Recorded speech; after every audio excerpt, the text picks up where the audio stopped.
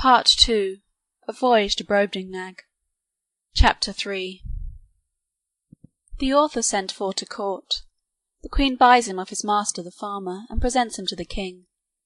He disputes with his majesty's great scholars. An apartment at court provided for the author. He is in high favour with the queen. He stands up for the honour of his own country. He quarrels with the queen's dwarf. The frequent labours I underwent every day made, in a few weeks, a very considerable change in my health. The more my master got by me, the more insatiable he grew. I had quite lost my stomach, and was almost reduced to a skeleton. The farmer observed it, and concluding I must soon die, resolved to make as good a hand of me as he could. While he was thus reasoning, and resolving with himself, a sardral, or gentleman usher, came from court, commanding my master to carry me immediately thither, for the diversion of the queen and her ladies. Some of the latter had already been to see me, and reported strange things of my beauty, behaviour, and good sense. Her Majesty and those who attended her were beyond measure delighted with my demeanour. I fell on my knees and begged the honour of kissing her imperial foot, but this gracious princess held out a little finger towards me, after I was set on the table, which I embraced in both my arms, and put the tip of it with the utmost respect to my lip. She made me some general questions about my country and my travels, which I answered as distinctly in as few words as I could. She asked whether I could be content to live at court. I bowed down to the board of the table and humbly answered that I was my master's slave, but if I were at my own disposal, I should be proud to devote my life to Her Majesty's service. So then she asked my master whether he was willing to sell me at a good price. He, who apprehended I could not live a month, was ready enough to part with me, and demanded 1,000 pieces of gold, which were ordered him on the spot, each piece being about the bigness of 800 moidores, but allowing for the proportion of all things between that country and Europe, and the high price of gold among them, was hardly so great a sum as 1,000 guineas would be in England. I then said to the queen, since I was now Her Majesty's most humble creature and vassal, I must beg the favour that Glumdalclitch, who had always tended me with so much care and kindness, and understood to do it so well, might be admitted into her service and continue to be my nurse and instructor. Her Majesty agreed to my petition, and easily got the farmer's consent, who was glad enough to have his daughter preferred at court, and the poor girl herself was not able to hide her joy. My late master withdrew, bidding me farewell, and saying he had left me in a good service, to which I replied not a word, only making a slight bow. The queen observed my coldness, and when the farmer was gone out of the apartment, asked me the reason. I made bold to tell Her Majesty that I owed no other obligation to my late master than his not dashing out the brains of a poor harmless creature found by chance in his fields, which obligation was amply recompensed by the gain he had made in showing me through half the kingdom, and the price he had now sold me for. That the life I had since led was laborious enough to kill an animal of 10 times my strength. That my health was much impaired by the continual drudgery of entertaining the rabble every hour of the day, and that, if my master had not thought my life in danger, Her Majesty would not have got so cheap a bargain. But as I was out of all fear of being ill-treated under the protection of so great and good an empress, the ornament of nature, the darling of the world, the delight of her subjects, the phoenix of the creation, so I hoped my late master's apprehensions would appear to be groundless, for I had already found my spirits revive by the influence of her most august presence. This was the sum of my speech, delivered with great improprieties and hesitation. The latter part was altogether framed in the style peculiar to that people, whereof I learned some phrases from Glumdalclitch, while she was carrying me to court. The queen, giving great allowance for my defectiveness in speaking, was, however, surprised at so much wit and good sense in so diminutive an animal. She took me in her own hand, and carried me to the king, who was then retired to his cabinet. His Majesty, a prince of much gravity and austere countenance, not well observing my shape at first view, asked the queen, after a cold manner, how long it was since she grew fond of Spluknuck, for such it seems he took me to be, as I lay upon my breast on her majesty's right hand. But this princess, who has an infinite deal of wit and humour, set me gently on my feet upon the scrutoire, and commanded me to give his majesty an account of myself, which I did in a very few words. And Glumdalclitch, who attended at the cabinet door, and could not endure I should be out of her sight, being admitted, confirmed all that had passed from my arrival at her father's house. The king, although he be as learned a person as any in his dominions, had been educated in the study of philosophy, and particularly mathematics. Yet, when he observed my shape exactly, and saw me walk erect before I began to speak, conceived I might be a piece of clockwork, which is, in that country, arrived to a very great perfection, contrived by some ingenious artist. But when he heard my voice, and found what I delivered to be regular and rational, he could not conceal his astonishment. He was by no means satisfied with the relation I gave him of the manner I came into his kingdom, but thought it a story concerted between Glumdalclitch and her father, who had taught me a set of words to make me sell at a better price. Upon this imagination he put several other questions to me, and still received rational answers, no otherwise defective than by a foreign accent, and an imperfect knowledge of the language, with some rustic phrases which I had learned at the farmer's house, and did not suit the polite style of a court. His majesty sent for 3 great scholars, who were then in their weekly waiting, according to the custom in that country. These gentlemen, after they had a while examined my shape with much nicety, were of different opinions concerning me. They all agreed that I could not be produced according to the regular laws of nature, because I was not framed with the capacity of preserving my life, either by swiftness, or climbing of trees, or digging holes in the earth. They observed by my teeth, which they viewed with great exactness, that I was a carnivorous animal. Yet most quadrupeds being an overmatch for me, and field mice, with some others, too nimble, they could not imagine how I should be able to support myself, unless I fed upon snails and other insects, which they offered, by my learned arguments, to conceive that I could not possibly do. One of these virtuosi seemed to think that I might be an embryo, or abortive birth, but this opinion was rejected by the other 2, who observed my limbs to be perfect and finished, and that I had lived several years, as it was manifest from my beard, the stumps whereof they plainly discovered through a magnifying glass. They would not allow me to be a dwarf, because my littleness was beyond all degrees of comparison, for the queen's favourite dwarf, the smallest ever known in that kingdom, was near 30 feet high.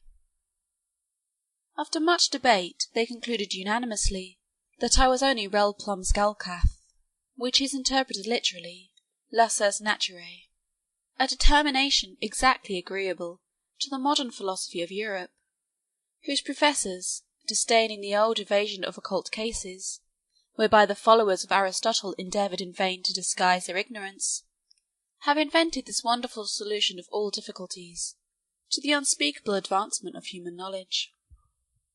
After this decisive conclusion, I entreated to be heard a word or 2.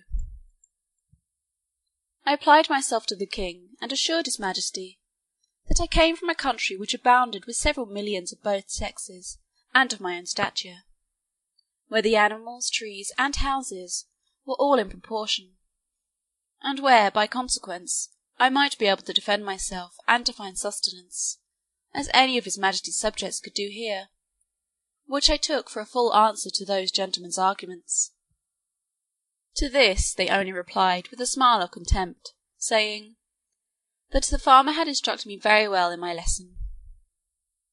The king, who had a much better understanding, dismissing his learned men, sent for the farmer, who, by good fortune, was not yet gone out of town.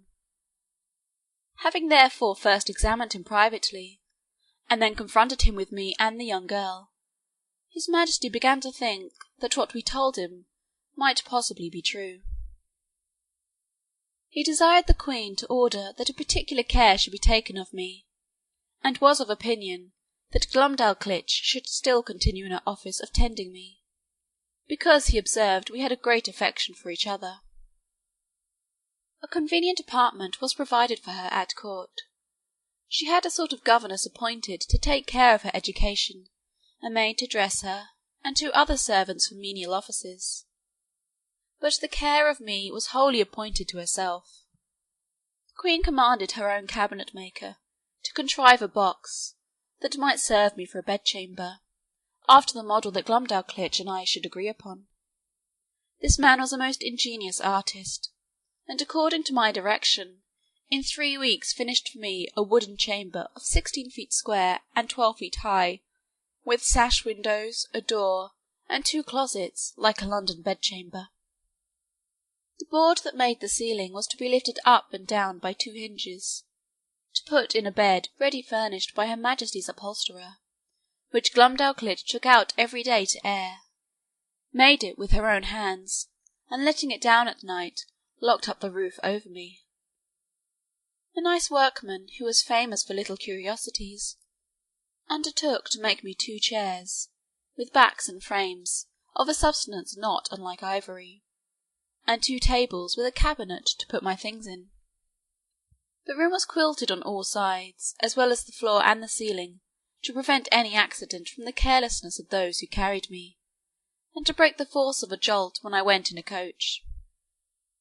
I desired a lock for my door, to prevent rats and mice from coming in.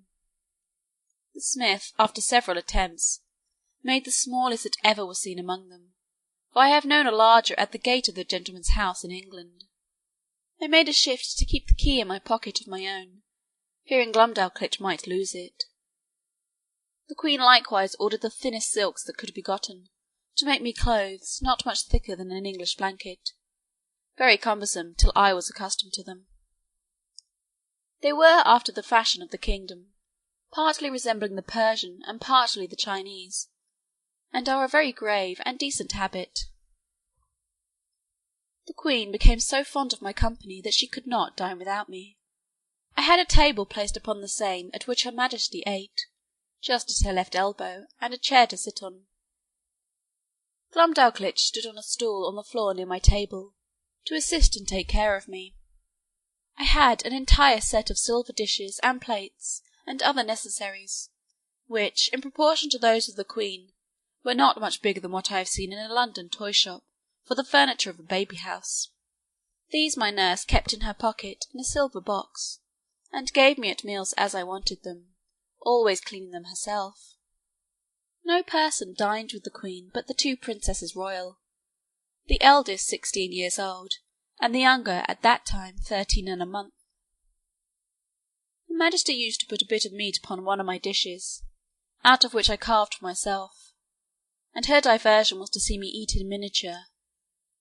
For the queen, who had indeed but a weak stomach, took up, at one mouthful, as much as a dozen English farmers could eat at a meal, which to me was for some time a very nauseous sight. She would crunch the wings of a lark, bones and all, between her teeth, although it were 9 times as large as that of a full-grown turkey, and put a bit of bread into her mouth as big as 2 12-penny loaves. She drank out of a golden cup, above a hogshead at a draught. Her knives were twice as long as a scythe, set straight upon the handle. The spoons, forks, and other instruments were all in the same proportion. I remember when Glumdalclitch carried me, out of curiosity, to see some of the tables at court, where 10 or a dozen of these enormous knives and forks were lifted up together. I thought I had never till then beheld so terrible a sight. It is the custom that every Wednesday, which, as I have observed, is their Sabbath, the king and queen, with the royal issue of both sexes, dine together in the apartment of his Majesty, to whom I now became a great favourite, and at these times my little chair and table were placed at his left hand, before one of the salt-cellars. This prince took a pleasure in conversing with me, inquiring into the manners, religion, laws, government, and learning of Europe, wherein I gave him the best account I was able. His apprehension was so clear, and his judgment so exact, that he made very wise reflections and observations upon all I said.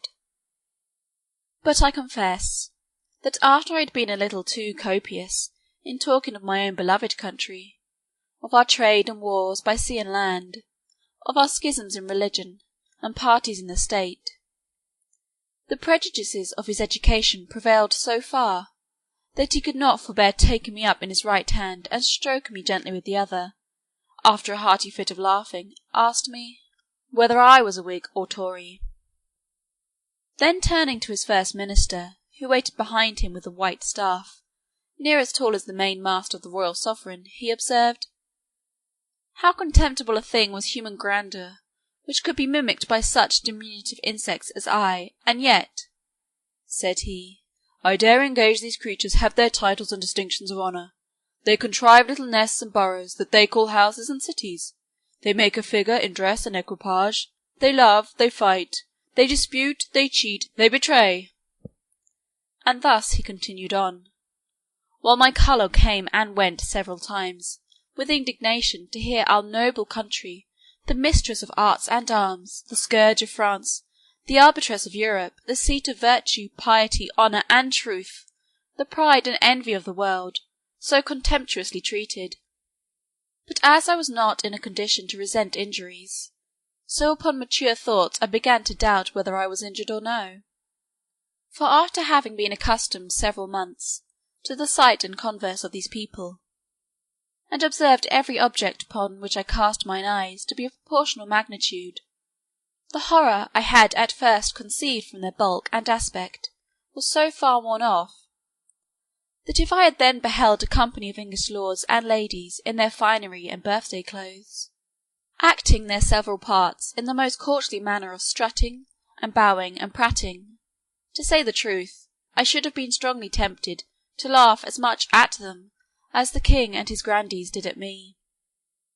Neither, indeed, could I forbear smiling at myself, when the queen used to place me upon her hand towards a looking-glass, by which both our persons appeared before me in full view, and there could be nothing more ridiculous than the comparison, so that I really began to imagine myself dwindled many degrees below my usual size.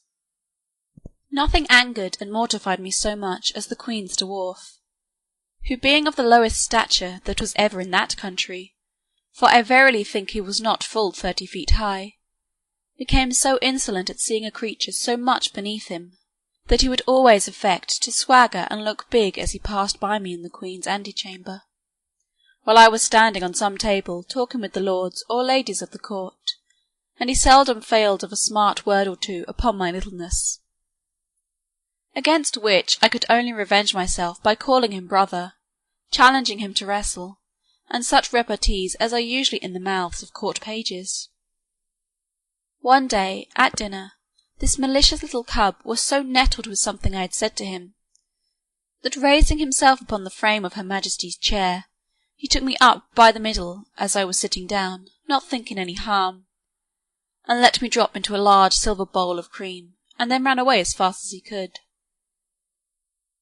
I fell over head and ears, and if I had not been a good swimmer, it might have gone very hard with me, for Glumdalclitch in that instant happened to be at the other end of the room, and the queen was in such a fright that she wanted presence of mind to assist me. But my little nurse ran to my relief, and took me out, after I had swallowed above a quart of cream. I was put to bed. However, I received no other damage than the loss of a suit of clothes, which was utterly spoiled.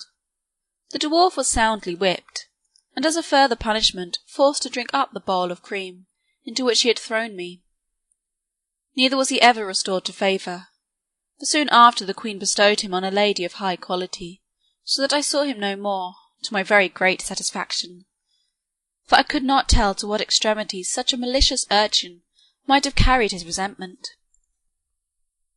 He had before served me a scurvy trick, which sent the queen a-laughing, although at the same time she was heartily vexed, and would have immediately cashiered him, if I had not been so generous as to intercede. Her Majesty had taken a marrow-bone upon her plate, and after knocking out the marrow, placed the bone again in the dish erect, as it stood before. The dwarf, watching his opportunity, while Glumdalclitch was gone to the sideboard, mounted the stool that she stood on to take care of me at meals, took me up in both hands, and squeezing my leg together wedged them into the marrow bone above my waist, where I stuck for some time and made a very ridiculous figure. I believe it was near a minute before anyone knew what was become of me, for I thought it below me to cry out. But as princes seldom get their meat hot, my legs were not scalded, only my stockings and breeches in a sad condition. The dwarf, at my entreaty, had no other punishment than a sound whipping. I was frequently rallied by the queen upon account of my fearfulness, and she used to ask me whether the people of my country were as great cowards as myself. The occasion was this. The kingdom is much pestered with flies in summer, and these odious insects, each of them as big as a Dunstable lark, hardly gave me any rest while I sat at dinner, with their continual humming and buzzing about mine ears. They would sometimes alight upon my victuals, and leave their loathsome excrement or spawn behind, which to me was very visible, though not to the natives of that country, whose large optics were not so acute as mine in viewing smaller objects. Sometimes they would fix upon my nose or forehead, where they stung me to the quick, smelling very offensively, and I could easily trace that vicious matter which our naturalists tell us enable those creatures to walk with their feet upwards upon a ceiling. I had much ado to defend myself against these detestable animals, and could not forbear starting when they came on my face. It was the common practice of the dwarf to catch a number of these insects in his hand, as schoolboys do among us, and let them out suddenly under my nose, on purpose to frighten me, and divert the queen. My remedy was to cut them in pieces with my knife as they flew in the air, wherein my dexterity was much admired. I remember one morning, when Glumdalclitch had set me in a box, upon a window, as she usually did in fair days to give me air, for I durst not venture to let the box be hung on a nail out of the window, as we do with cages in England. After I had lifted up one of my sashes, and sat down at my table to eat a piece of sweet cake for my breakfast, above 20 wasps, allured by the smell, came flying into the room, humming louder than the drones of as many bagpipes. Some of them seized my cake and carried it piecemeal away. Others flew about my head and face, confounding me with the noise, and putting me in the utmost terror of their stings. However, I had the courage to rise and draw my hanger and attack them in the air. I dispatched 4 of them, but the rest got away, and I presently shut my window. These insects were as large as partridges. I took out their stings, found them 1.5 inches long, and as sharp as needles. I carefully preserved them all, and having since shown them, with some other curiosities, in several parts of Europe, upon my return to England I gave 3 of them to Gresham College, and kept the 4th for myself. End of Chapter 3, Part 2.